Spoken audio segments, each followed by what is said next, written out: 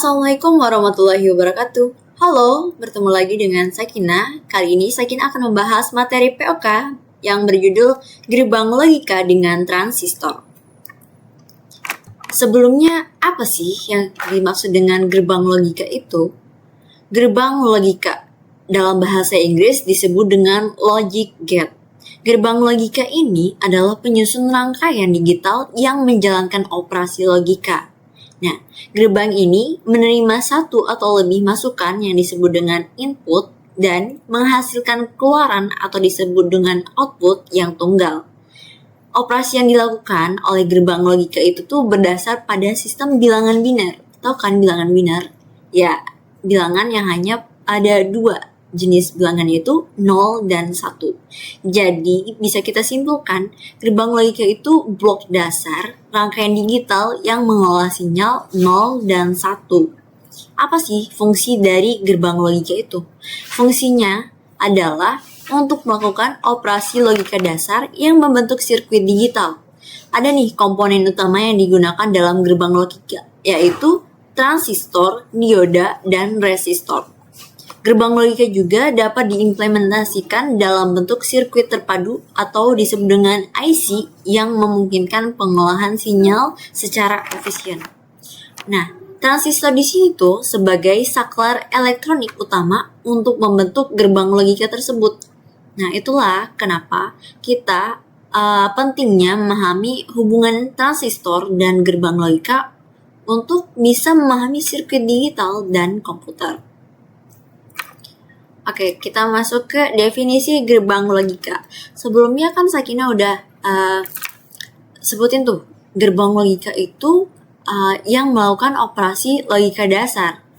Operasi logika dasar tuh ada berapa jenis, yaitu ada AND, OR, NOT, NAND, NOR, XOR, dan XNOR. Nah, gerbang logika itu merupakan elemen dasar yang mengolah sinyal digital berupa angka 0 dan 1. Untuk fungsinya yaitu menjadi pondasi dari semua operasi dalam perangkat digital. Nah, di sini kita ada tipe IC. Apa sih IC itu? IC atau Integrated Circuit itu seperti yang kita ada di gambar nih, 7408, 7432. Itu tuh apa sih? Nah, itu tuh ada IC itu adalah chip yang berisi gerbang logika tertentu. Jadi misalnya di gerbang logika N ada misalnya di gerbang logika NOT IC-nya itu 7404. Dia tuh berisi 6 buah NOT gate gitu. Jadi digunakan dalam sistem digital seperti komputer, kalkulator, dan mikrokontroller gerbang logika ini. Nah, di sini jenis-jenisnya nih, ada yang pertama ada N dengan tipe IC 7408. Nah, dia disimbolin dengan A dan B. A, B itu sebagai input, X-nya ini sebagai output. Jadi, output X adalah hasil kali dari input A dan B. Di mana operasi AND atau DAN ini adalah output 1 itu hanya jika input A dan B bernilai 1. Nah, bisa kita lihat nih di gambar. Untuk yang lain, kalau salah satu aja inputnya itu bernilai 0, maka output yang dihasilkan akan 0. Kecuali yang terakhir, karena sama-sama inputnya 1, maka outputnya atau keluarannya adalah 1. Nah, untuk yang kedua atau OR dengan tipe IC 7432, beda dengan simbol logika. Kalau simbol logika yang N seperti D, tapi dia rada melengkung ya ke kanan. Nah, untuk OR ini, dia di ujung kirinya ada sedikit lengkungan dikit. Nah, untuk OR, persamaannya itu output adalah input A ditambah dengan input B. Jadi, output ini 1 atau true jika salah satu input A atau input B itu 1. Jadi, kebalikan nih dari yang N. Kalau misalnya ada 1 aja 0 inputannya, maka outputnya tuh ikutan 0. Nah, kalau OR ini cukup aja satu input yang bernilai 1 atau true, maka outputnya itu adalah 1 atau true. Nih, bisa kita lihat di gambar. Input A dan B yang 0, hasilnya 0. Yang lain ada satu aja, input yang 1, hasilnya dia bakal 1. Untuk NOT itu kebalikannya. Jadi outputnya itu kebalikan dari inputan. Misalnya kita input A-nya itu 0, maka output yang keluar itu akan bernilai 1 atau true. NaN ini adalah not AND. Jadi seperti yang di AND, tapi output dari AND itu adalah kebalikannya. Kalau misalnya kita inputin 0 dan 0, harusnya itu kan hasilnya 0. Tapi di NaN ini, not AND, dia hasilnya 1. Karena apa? Kebalikannya. Nah, ini seperti sama aja seperti OR, mirip-mirip seperti itu. Bedanya kalau yang di OR itu cukup 1 saja. Nah, kalau yang AND ini kebalikannya, cukup ada 0, dia akan bernilai 1. Kalau AND OR itu kebalikan dari OR. Jadi dia cukup ada inputan yang bernilai 1, hasilnya dia bakal 0. Kalau XOR itu dia lambangnya seperti ini. Inputannya itu output X itu adalah A dalam bulatan ditambah B. Nah, untuk XOR sendiri ini, dia untuk input yang sama hasilnya akan 0.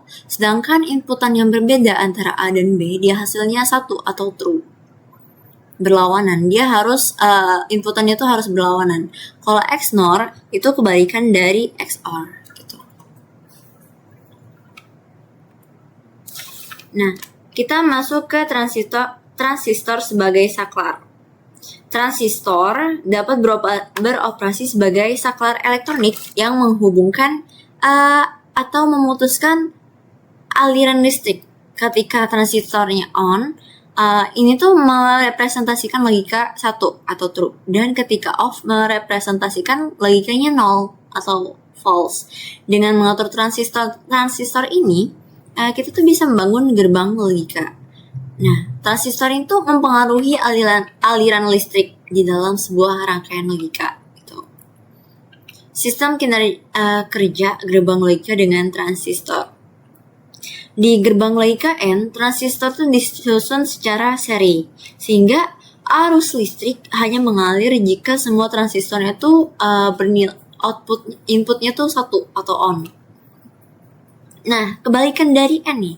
Di gerbang logika OR, transistornya itu disusun secara paralel. Jadi, untuk arus mengalir jika salah satu transistornya tuh on. Untuk gerbang yang NOT, kita menggunakan satu transistor yang membalik sinyal outputnya gitu. Kalau N berarti transistornya seri. Arusnya ngalir jika semuanya transistor tuh on gitu. Inputannya 1. Kalau gerbang OR paralel. Jadi arus listriknya tuh ngalir jika salah satu, enggak semuanya. Kalau NOT itu satu transistornya tuh outputnya bakal kebalikan dari input. Nah, untuk contoh gerbang logika dengan transistor. Yang pertama ada gerbang yang NOT atau inverted, di mana ia membalik sinyal output. Di sini kita lihat ada input satu transistor NPN, terus ada input dan output, terus juga ada ground atau GND, di mana saat inputnya ini bernilai 1, dia tinggi, maka transistornya ini akan aktif atau on. Lalu dia arus mengalir ke GND, dan dia akan menghasilkan output, di mana outputnya itu 0 atau rendah. Sebaliknya, kalau misalnya inputnya itu rendah atau 0, transistornya itu bakal off. Nah, arusnya nggak mengalir ke GND, maka outputnya itu bakal tinggi gitu. Kebalikannya, Kalau untuk yang gerbang N, di mana transistor seri, outputnya 1 jika semua input 1. Nah, dia bakal on kalau inputannya itu 1. Di sini ada nih contohnya 2 inputan, 2 transistor NPN. Transistor 1, transistor 2. Nah, inputan A akan diaktifkan ke 2 transistor ini. Di sini juga ada output dan ground. Cara kerjanya, transistor tuh disusun secara seri. Nah, seperti gerbang N. Saat inputan yang di A ini 1, maka T1 dan T2 tuh bakal aktif. Outputnya bakal disambung ke ground. Dan outputnya itu bernilai 0. Kebalikannya, saat inputan A bernilai 0, maka salah satu transistornya itu bakal off. Nah, outputnya tuh nggak bisa tersambung ke ground, jadi outputnya bakal bernilai 1. Tapi karena satu input dipakai untuk 2 transistor, itu lebih seperti redundant NAND, karena jarang dipakai realnya, kecuali sebagai pelengkap desain aja gitu. Lalu yang ketiga ada OR atau transistor paralel, yang dimana outputnya tuh 1 jika salah satu inputnya tuh 1. Nah, kita punya contoh nih. Ada 2 transistor NPN, T1, T2. Kita ada input A, input B. Ini juga ada output dan kita punya ground. Dimana cara kerjanya itu transistor disusun secara paralel. Nah, gini, seperti yang digambar. Seperti gerbang OR ya. Terus, kalau misalnya input A atau yang B salah satunya aja bernilai 1, maka salah satu yang transistor aktif, dia akan output ini akan terhubung ke ground dan outputnya akan bernilai 0. Jika misalnya inputan 0 dan B-nya 0 atau dua-duanya 0, maka transistornya ini bakal off. Jadi nggak ada arus ke ground. Outputnya tuh bakal 1 gitu. Dia menghasilkan fungsi NOR. Sekarang kita ke gerbang NAND dan NOR. Dimana negasi dari gerbang ini adalah negasi dari N dan OR. Not N, not R. Dibuat dengan kombinasi transistor dan inverter. Nah, sering digunakan dalam desain IC karena fungsinya itu bakal universal. Nah, kita di sini ada gambar kita punya VT1 dan VT2 transistor NPN-nya. Terus kita punya resistor pull up yang R1 dan R2. Ada juga kita punya input A dan B. Outputnya itu Q. Dan kita juga punya tegangan positif VCC. Di sini juga ada ground. Cara kerjanya itu gimana? Cara kerjanya, rangkaian ini tuh mewakili gerbang N. Karena 2 transistor tuh disusun secara seri. Ya kan? Nih, bukan yang atas bawah gitu, bukan paralel, seri dia. Nah, arus hanya bisa mengalir dari VCC ke ground jika kedua transistor VT1 dan VT2 itu tuh aktif, alias kedua input A dan B itu logikanya itu 1 atau benar gitu.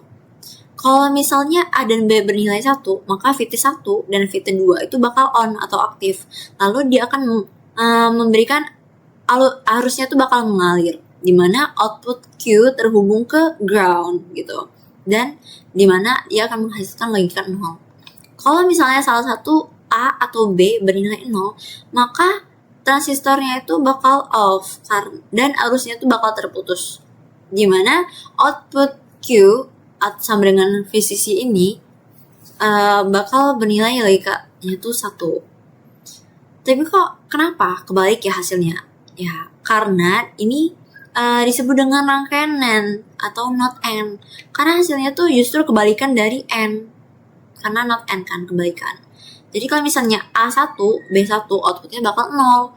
Dan kebalikannya, kalau misalnya selain dari itu, outputnya bakal 1. Jadi kalau misalnya mau N murni, tinggal ditambah inverter setelah Q-nya. Ada nih keunggulan transistor dalam gerbang logika. Apa aja? Yang pertama, transistor itu menawarkan kecepatan switching yang tinggi, cepat.